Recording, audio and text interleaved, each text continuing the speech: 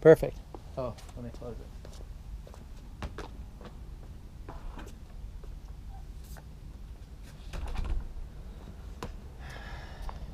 Good.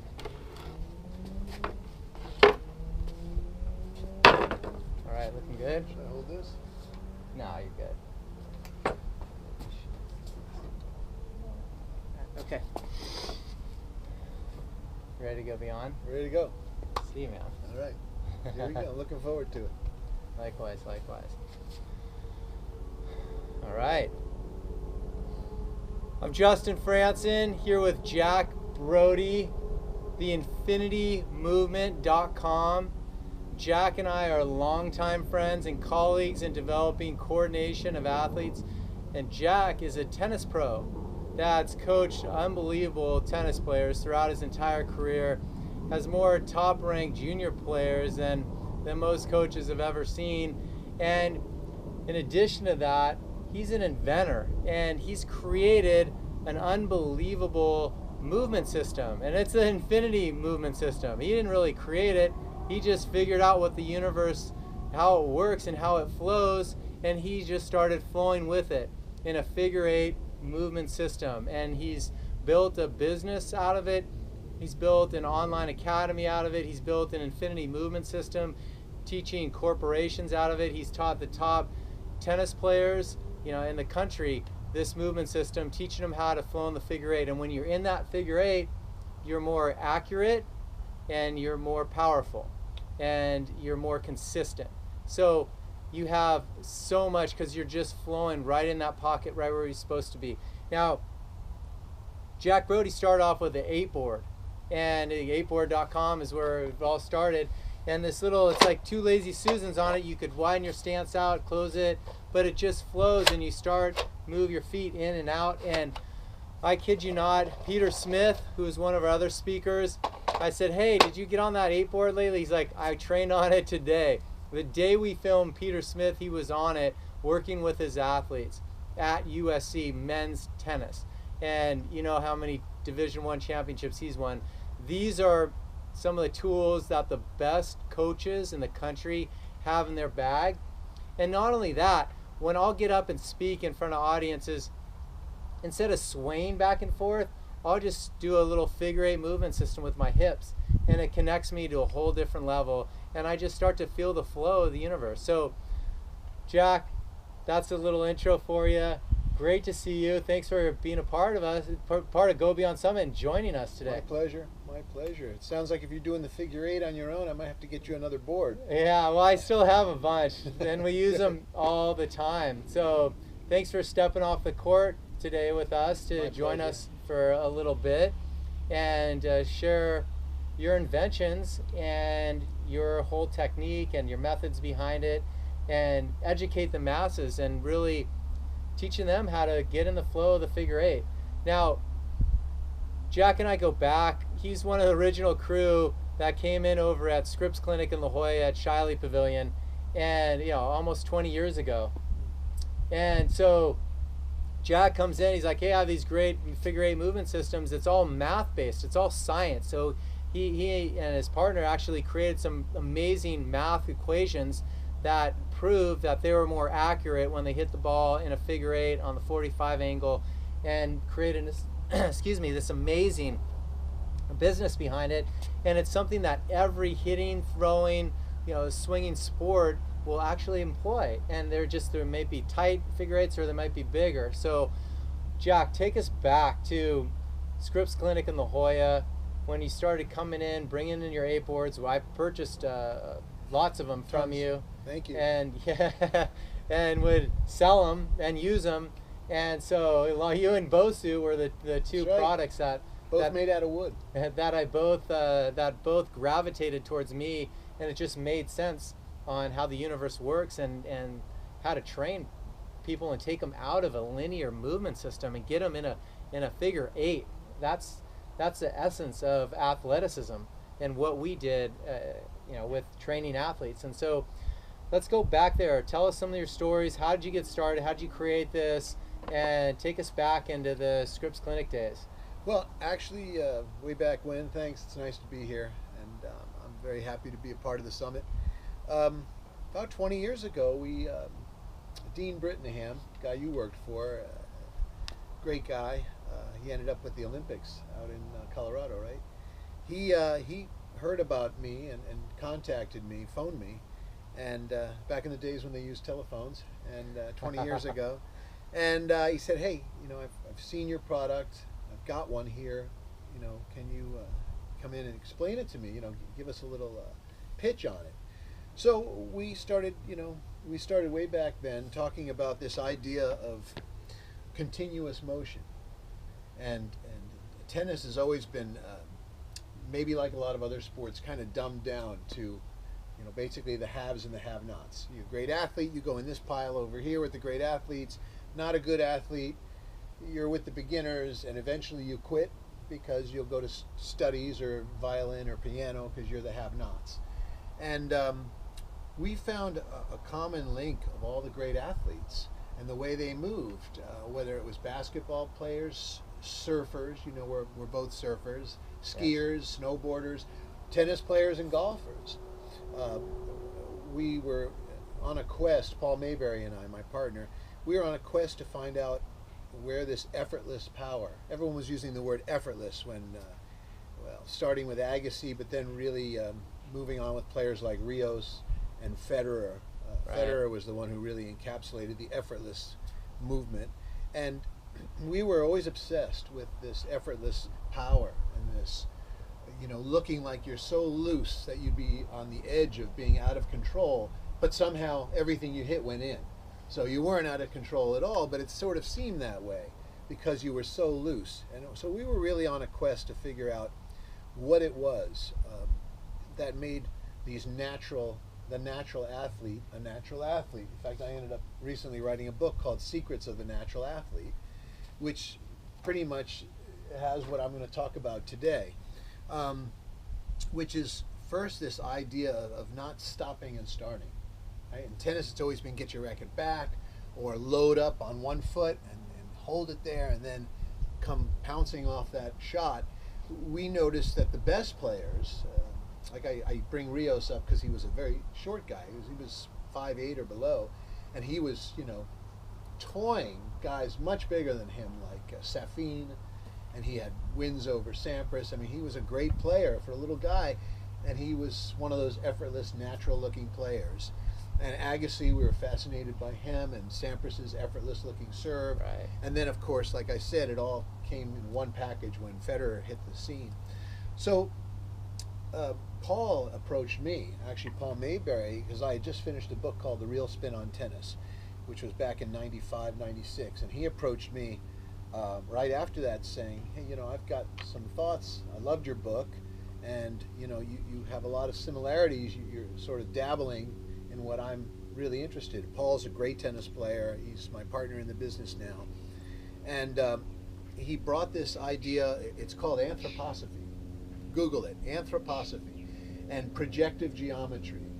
Awesome. And nonlinear motion, and there's a whole world of this stuff. If you start Googling Rudolf Steiner, you start Googling these things, and you'll see there's a whole world, academia, that the sports world knows nothing about. So what happened was we sort of got into this anthroposophical world and said, wow, look at all the similarities between Agassi's strokes, the way he really, he stood so close to the baseline, but he still seemed to take a full stroke, a beautiful stroke, and had big topspin, so it wasn't like he blocked the ball. He actually took a full stroke, and he stood closer than anyone else. So he was one of the first examples that I used. But we noticed the similarity was all these great players, these natural-looking players, they didn't have any hitches in their game. It was very effortless and beautiful, and it was a continuous motion. And we compare that to the continuous motion of a bullwhip, right? The premise behind a bullwhip is you take a large mass, the grip, the handle, and you move it slowly in this figure eight, right? This S curve, figure eight. And through something called the law of conservation, you have to maintain, as this figure eight, this S curve travels down the rope, right? Travels down the whip, as it goes towards the lighter part of the whip, it has to maintain, through this law of conservation, it has to maintain the same energy that it had in the bigger motion up here. So as this figure eight got smaller and tighter and went towards the end of the tip of the whip, it produced a crack, right? And that's actually breaking the sound barrier. So that's how you get that speed and that power and that impact, just through this effortless motion. And something hit us and we said, wait a minute, that's the same type of thing we see with all the great players. They have this seemingly effortlessness, but as they get to the ball, right, they start in small, and then as they get out to the ball, it cracks. And they have that tip of the whip right out there at the head of the racket. So that was a very big discovery. That was a very big discovery that you get on this 8 board, and we invented the board after we realized this. Right, we said, how right. do we get people? How do we get people to do this figure eight? And we realized if they just held their fingers and moved in this figure eight, this infinity sign, see, you get it very simply. See that? Your hips start to lead. So you start with your hands leading, but then eventually your hips lead. So a small movement in here creates a large, big movement out there. And on the flip side, a large movement like on a volley can create a small movement at the head. You know how they say you just block the volley, right? But you don't really do it with your arm. You really hold your hand right at the hitting point, which we say is the 45-degree angle, right? Bisects the vertical and the horizontal. Exactly. It's the quintessential angle, right? Surfers surf at a 45-degree angle. Skiers come down 45 all the way down in a figure S all the way down the slope. So the 45 basketball players line their feet up when they're shooting a free throw at the 45-degree angle, right? They don't face it straight on. They angle themselves at a 45. So between this idea of a figure eight, starting small at the 45 and then ending up big at the 45, and then on the volleys, like I said, your hand doesn't hardly move at all, but there's power out there through the center of your body. So people saw it, but they saw it, the tennis motions in a linear fashion, thinking, oh, you see, the hand only moves like this, very little. But the hand really doesn't move at all on the volley. It really is the body. It's a body shot, and the hand really just sort of hangs out at the contact point, never leaves the contact point. The dog wags the tail. That's right. The dog wags the tail and not vice versa. So that's how it all really began, was way back when. We've come up with some new products since then that challenge people and challenge their balance and bring verticality into it, right? Because a wave isn't just horizontal, right? And a tennis stroke isn't just horizontal. There's a verticality element to the stroke. So we started inventing these other products. You mentioned swinging and hitting sports, throwing sports. Sure. But also we sold one of this product back here, I'll show you in a minute, we sold that to the US ski team. They bought a ton of those. I think I got the connection through Dean, actually.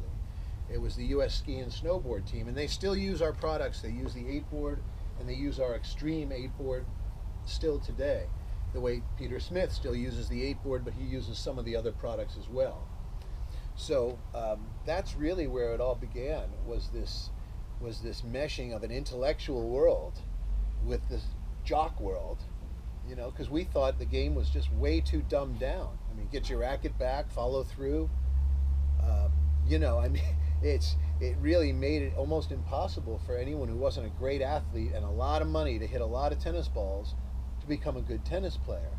And I think America's proven that out, because we really haven't had a top 10 man in the world rankings for maybe almost a decade, since Andy Roddick and James Blake. So it's been at least a decade, and I think and we've brought this product to Emilio Sanchez. I brought it to him about 15 years ago. I'm not taking credit for all the players he's put out, but I know for a fact he uses the product. And once again, Peter Smith is one of my favorite people, and he's been great to us, and he's used the board, and he's been a big endorsement and proponent of the board. And he's had, what, 4 or 5 national titles in the last 10? 5 in the last 8 years? 6 years. 6 years. Or 5 in the last 7. 5 in the, something like that. I mean, it's just unheard of. He's a great coach. Skipped a year. he's a great guy and a great coach, and the kids love him. I've spent a lot of time with him both at Pepperdine and USC and his team, and it's obvious the bond he's got. But I think some of the secret weapons, you know, he's an open-minded guy, and he was one of the first people that really grabbed onto this. I know he uses it for his golf game too. He always talks about that, how it helped his golf game that he plays a couple times a year.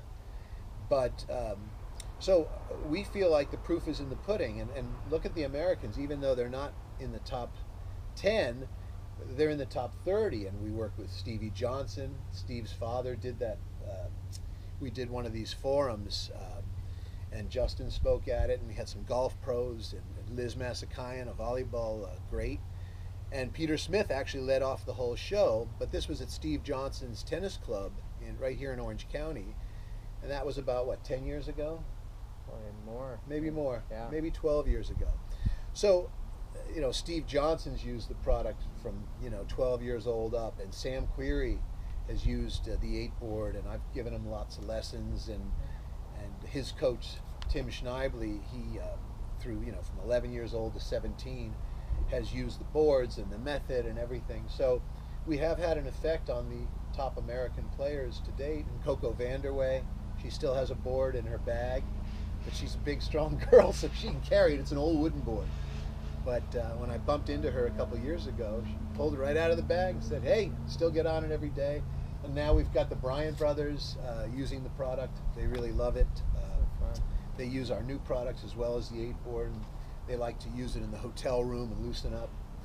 But the whole idea really is we want to broaden the tennis world, because we feel like if everyone knew about this idea that you can play a perfect, a perfect game of tennis, as opposed to, well, he's got a weakness here and a weakness there, and that's his strength. But if you understood this figure 8 motion, we knew we could teach anybody, who's basically symmetrical, to move in a figure 8, hit a nice forehand, a nice backhand, beautiful volleys, a good service motion. It's all encapsulated right here in this one movement. Even the ice skaters, when I sold this to the U.S. ski team, the ice skaters, I heard, started taking it over, and they started, spinning around and around and around, and they love the product for, when they're off the ice, right, just for balance. But just the idea of ambidexterity and a continuous motion is something that really